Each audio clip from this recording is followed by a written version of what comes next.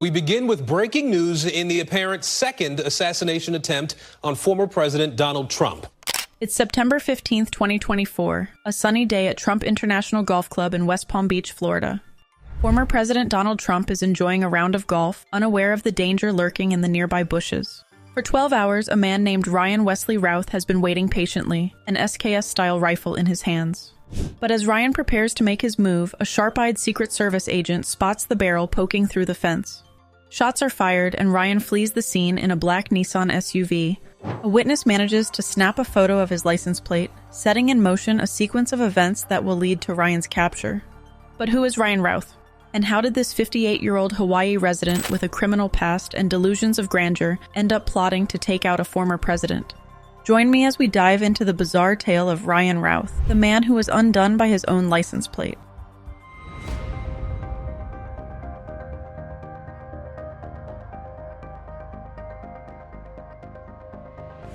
Ryan Wesley Routh, a 58-year-old male, presents a complex and troubled profile. Originally from North Carolina, Ryan moves to Hawaii in 2018, which marks the beginning of a period of significant change in his life. In 2018, he relocates to the small town of Ka'awa, about 45 minutes outside of Honolulu. This move represents a fresh start for Ryan, who leaves behind a troubled past in North Carolina. In Hawaii, Ryan starts a new business venture with his adult son. They build small wooden sheds, which Ryan describes as a solution to address the highest homelessness rate in the United States due to unparalleled gentrification. This endeavor seems to combine Ryan's construction skills with a desire to contribute positively to his new community. Despite this apparent altruism, Ryan's past continues to shadow him. His criminal record in North Carolina includes charges ranging from writing bad checks to more serious offenses, like possession of a weapon of mass destruction. More specifically, a binary explosive with a 10-inch detonation cord and a blasting cap. These prior convictions suggest a pattern of erratic behavior that persists even after his move to Hawaii. Interestingly, in 2019, a year after Ryan's move, the FBI launched an investigation into him based on a tip suggesting that he, a convicted felon, was in possession of a firearm, a serious federal offense.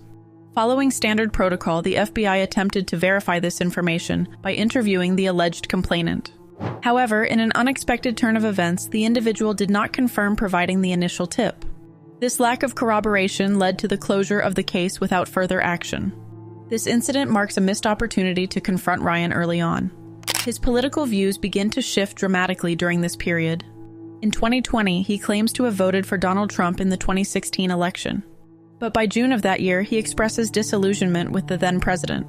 In a social media post, he writes, "I and the world hoped that President Trump would be different and better than the candidate, but we all were greatly disappointed, and it seems you are getting worse and devolving." As Ryan's support for Trump wanes, he becomes increasingly fixated on international politics, particularly the conflict in Ukraine. He travels to the country multiple times in 2022 and 2023, attempting to recruit foreign fighters for the Ukrainian cause. This intense focus on a distant war seems to consume much of his attention and energy. Ryan's efforts in Ukraine are often described by others as misguided and unrealistic. He claims to have set up a private organization in Kyiv to help connect international fighters with Ukraine's military units and aid groups. But Ukrainian officials later state that Ryan was never officially associated with their military efforts. He attempts to align with other foreign fighters, but they reject him and dubbed him as a whack job. One individual perceives his behavior as so concerning that she reports his name to Customs and Border Patrol when she arrives back in the United States. She states that he has an increased excitement over explosives or death. Yet in interviews with various media outlets, Ryan presents himself as a key figure in the recruitment of foreign fighters for Ukraine. He speaks of grand plans to bring Afghan soldiers to fight, even suggesting he could purchase passports for them through Pakistan. These statements reveal a growing disconnect between Ryan's perception of his role and reality. In 2022, Ryan posts a video about his motivations and role in Ukraine. In this footage, Ryan presents a contradictory narrative that exposes his inflated sense of self-importance and the cognitive dissonance he experiences. He claims that he cannot personally engage in combat due to his age and lack of military experience, yet in the same breath, he asserts that anyone, regardless of age or skill level, can join the fight. This glaring inconsistency suggests a deep-seated need to maintain relevance in a situation where he feels personally limited. The most telling aspect of Ryan's video is his bold statement, "Come here and see me, and I'll put you in a unit so you can go fight." This declaration positions Ryan as a self-appointed gatekeeper or facilitator for those wishing to join. It indicates a delusion of grandeur, where Ryan believes he holds a position of authority or influence that he does not possess in reality. My initial goal was to come and fight. I think, everybody around the globe should be motivated to come here and support the Ukrainians and support the army, no matter what gender, age, anything. Everybody should be here supporting the army. But I'm 56, so initially they were like, well, I have no military experience. So they're like, you're not an ideal candidate. So they said, not right this minute. I put a 74-year-old Japanese guy in the unit. So, we have girls in units. So we have two girls that are in the unit up the street. So any gender, any age, any skill level to no skill level. But yeah, if you want to fight, come here and see me, and I'll put you in a unit so you can go fight. But Ryan's desire to help Ukraine doesn't stop there. During his travels, he writes a tribute song called "We Are One." He was so passionate about getting this song produced, he took to X, formerly Twitter, to recruit help. Ryan frequently posts about his desire to talk to other countries' leaders and asks the participants of X to help him gain access to those leaders. He believes he should be able to book appointments with them to discuss his concerns about issues like sanctions. But as time progresses, Ryan's political allegiances continue to shift. By 2024, he votes in the Democratic primary in North Carolina, despite having moved to Hawaii years earlier. Throughout this period, Ryan's online presence grows increasingly erratic.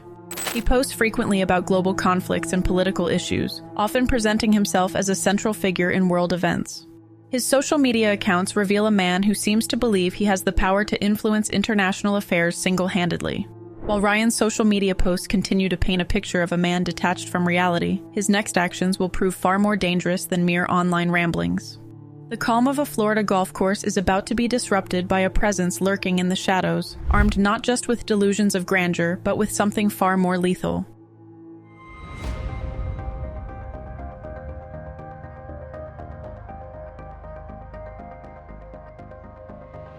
On September 15, 2024, Ryan Wesley Routh arrives at Trump International Golf Club in West Palm Beach, Florida. The exact time of his arrival is unknown, but cell phone data later reveals he is in the vicinity of the golf course for approximately 12 hours before the incident unfolds. He positions himself in the bushes near the golf course, carefully concealing his presence from view. He is armed with an SKS-style rifle, a semi-automatic known for its reliability and widespread use. The choice of this particular firearm suggests a level of planning and forethought. As he waits, Ryan has with him 2 backpacks and a GoPro camera. The contents of the backpacks are not fully disclosed, but one is known to contain food, indicating he prepared for a long wait. The presence of the camera raises the chilling possibility that he intends to record his actions. For hours, Ryan remains hidden, his presence undetected by the golfers and staff moving about the course. The motivation for his extended wait is unclear, but it demonstrates a level of patience and determination. Meanwhile, former President Donald Trump is enjoying a round of golf, unaware of the danger lurking nearby. He moves between holes 5 and 6, accompanied by his friend and Republican megadonor Steve Witkoff. The day seems ordinary, with no indication of the drama about to unfold. As part of standard security protocol, Secret Service agents are stationed ahead of Trump on the golf course, clearing the area. One agent, whose identity remains undisclosed, is positioned near the perimeter fence, maintaining a vigilant watch over the surroundings. At approximately 1:31 p.m., after Ryan has been in position for nearly 12 hours, the situation suddenly escalates. The Secret Service agent notices something unusual through the dense foliage near the fence line. Upon closer inspection, he identifies the barrel of a rifle protruding from the bushes. The agent's training kicks in immediately. Recognizing the imminent threat, he takes swift action to neutralize the situation. Without hesitation, he opens fire in the direction of the rifle, his quick response potentially saving multiple lives. The sound of gunshots shatters the quiet of the golf course. Ryan, realizing his position has been compromised, abandons his weapon and flees the scene. In his haste, he leaves behind the rifle, backpacks, and camera, crucial evidence that will later aid in the investigation. As chaos erupts on the golf course, Trump is quickly escorted to safety by his security detail. The long hours of Ryan's patient waiting come to a sudden and dramatic end, marking the beginning of a high-stakes manhunt that will span multiple counties and involve various law enforcement agencies. As gunshots echo across the Trump International Golf Club, Ryan abandons his position in the bushes and makes a frantic dash for his vehicle. The Secret Service agents continue to fire in his direction. Ryan reaches his black Nissan SUV and quickly speeds away from the scene. As Ryan's vehicle peels away, a quick-thinking witness manages to capture a crucial piece of evidence. This unidentified bystander snaps a photograph of Ryan's fleeing SUV. The image includes a clear view of the vehicle's license plate, providing law enforcement with a vital lead. The witness's action proves to be a pivotal moment in the unfolding events. Without this crucial piece of information, the pursuit of Ryan might have been significantly more challenging. Within minutes of Ryan's escape, multiple law enforcement agencies spring into action. The Palm Beach County Sheriff's Office takes immediate control of the scene at the golf club, securing the area and gathering initial evidence. They recover the abandoned SKS-style rifle, 2 backpacks, and a GoPro camera from the bushes where Ryan had been hiding. Meanwhile, the information about Ryan's vehicle and license plate is rapidly disseminated to surrounding law enforcement agencies. The Martin County Sheriff's Office, neighboring Palm Beach County to the north, is quickly brought into the pursuit. They begin mobilizing their resources, preparing to intercept Ryan if he enters their jurisdiction. The FBI also becomes involved, recognizing the severity of an apparent attempt on the life of a former president. They begin coordinating with local law enforcement, bringing federal resources to bear on the manhunt. The initial phase of the pursuit is marked by a sense of urgency and tension. Law enforcement knows that every passing minute increases the risk that Ryan might escape or potentially harm others. The race is on to locate and apprehend him before he can disappear or cause further harm.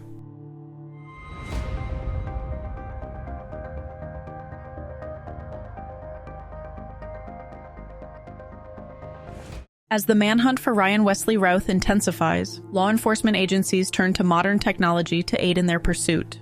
The license plate information from the witness's photograph is quickly entered into the police database system. This crucial piece of data becomes the key to tracking Ryan's movements. Within minutes of the information being entered, a breakthrough occurs. A license plate reader system on Interstate 95 detects Ryan's vehicle. These automated systems, strategically placed along major highways, continuously scan passing vehicles and compare their license plates to a database of wanted vehicles. The real-time alert from the license plate reader provides law enforcement with vital information about Ryan's location and direction of travel. This technological advantage narrows the search area significantly, allowing officers to focus their efforts more efficiently. As Ryan travels north on I-95, additional license plate readers continue to track his progress. Each detection provides an updated timestamp and location, creating a digital trail of his path. This stream of data allows law enforcement to anticipate Ryan's movements and plan their interception strategy accordingly. The Martin County Sheriff's Office, alerted to Ryan's presence in their jurisdiction, mobilizes its deputies. They strategically position themselves along I-95, ready to intercept the suspect based on the real-time data from the license plate readers. As Ryan continues his flight north, he remains unaware that his every move is being tracked. In previous eras, a suspect fleeing across county lines might have easily evaded capture. But the interconnected network of license plate readers and shared databases in the modern time allows for a coordinated response across multiple jurisdictions. Approximately 45 minutes after fleeing the Trump International Golf Club, Ryan's black Nissan SUV is spotted by Martin County Sheriff's deputies on Interstate 95. The officers have been strategically positioned along the highway, waiting for this moment. As they confirm the vehicle's identity, the deputies quickly formulate a plan for a high-risk traffic stop. They understand the potential danger posed by a suspect who has already demonstrated a willingness to harm a former president. With their lights flashing and sirens blaring, the deputies initiate a traffic stop. They coordinate their movements, positioning their vehicles to minimize Ryan's potential escape routes. The other traffic on I-95 slows and moves aside. Ryan, seeing the flashing lights in his rearview mirror, complies with the officer's signals and pulls his vehicle over to the side of the highway. His unexpected cooperation is surprising for the deputies, who had prepared for a potentially violent confrontation.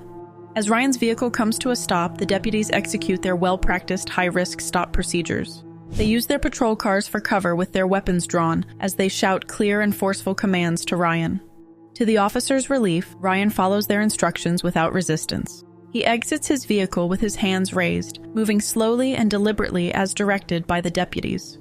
The contrast between his current docile behavior and the violent intentions he displayed earlier is stark. The following is the body cam footage of Ryan's arrest. 2 steps to your right! Take 2 steps to your right! Driver! Walk straight back! Yep. You want to go with Keep walking!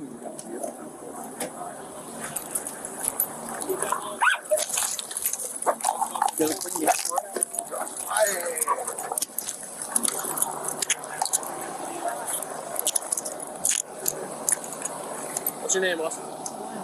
Ryan?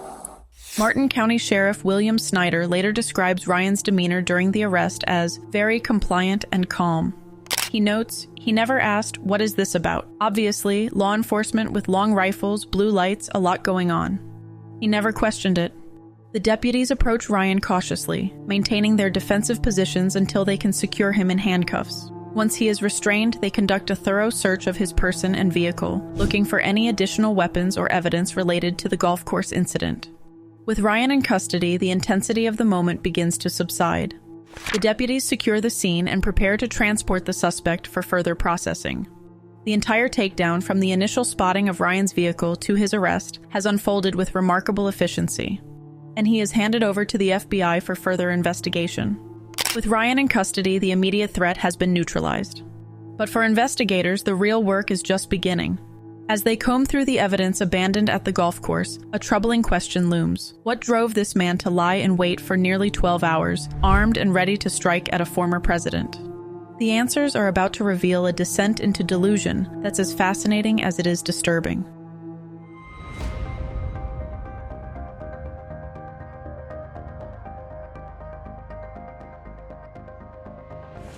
In the hours following Ryan Wesley Routh's arrest, investigators return to the Trump International Golf Club to process the scene.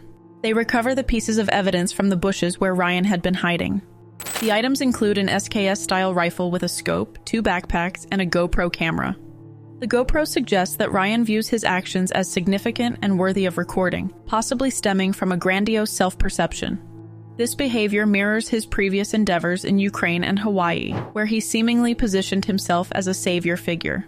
The camera indicates a desire to create a narrative around his actions, perhaps seeing himself as a protagonist in a larger story of justice or heroism, despite the illegal and dangerous nature of his alleged plans.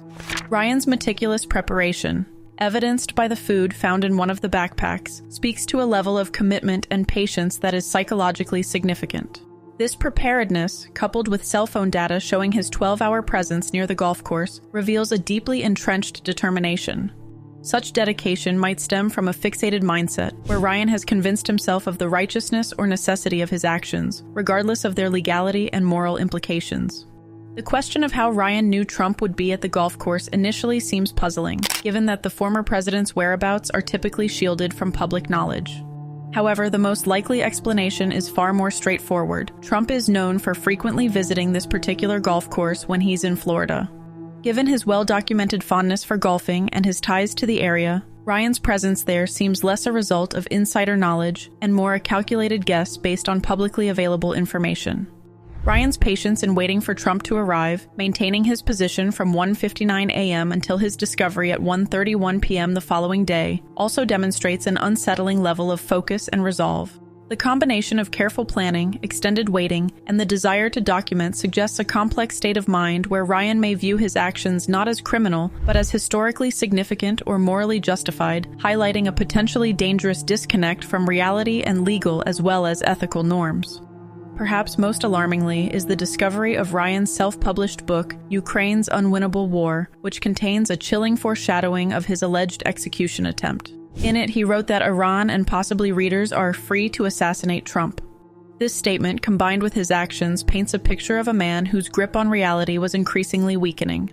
In light of the evidence recovered and Ryan's status as a convicted felon, federal prosecutors move quickly to file charges. Ryan is initially charged with 2 federal firearms offenses: possession of a firearm by a convicted felon and possession of a firearm with an obliterated serial number. The first charge, possession of a firearm by a convicted felon, carries a maximum penalty of 15 years in prison. This charge stems from his previous felony convictions in North Carolina, which prohibited him from legally possessing firearms. The second charge, possession of a firearm with an obliterated serial number, has a maximum penalty of 5 years in prison.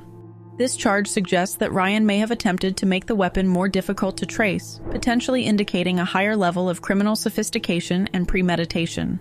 While these initial charges focus on certain violations, they are likely just the beginning of the legal case against Ryan. As the investigation continues and more evidence is processed, additional charges related to the attempted execution may be forthcoming. But the FBI faces significant challenges in building a robust case. Despite Ryan's arrest and the recovery of evidence, prosecutors need to establish clear intent to harm.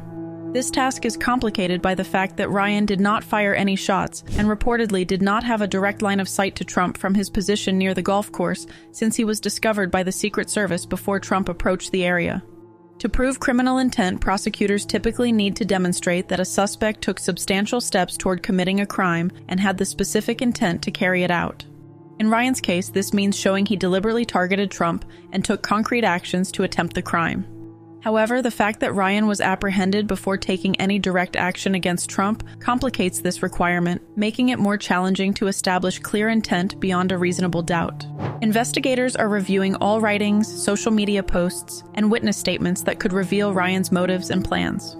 They are also examining his electronic devices and interviewing family and associates to piece together his recent activities and state of mind.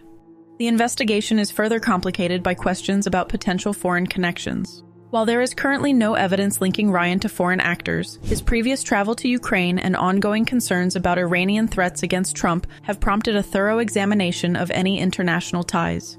Investigators must carefully analyze Ryan's background, communications, and movements to rule out or confirm any foreign influences on his alleged plot. As the case develops, prosecutors will need to compile a comprehensive body of evidence to support serious charges beyond the initial offenses Ryan currently faces. The story of Ryan Wesley Routh's attempt to take the life of former President Donald Trump is a reminder of how unchecked delusions can lead to extreme actions.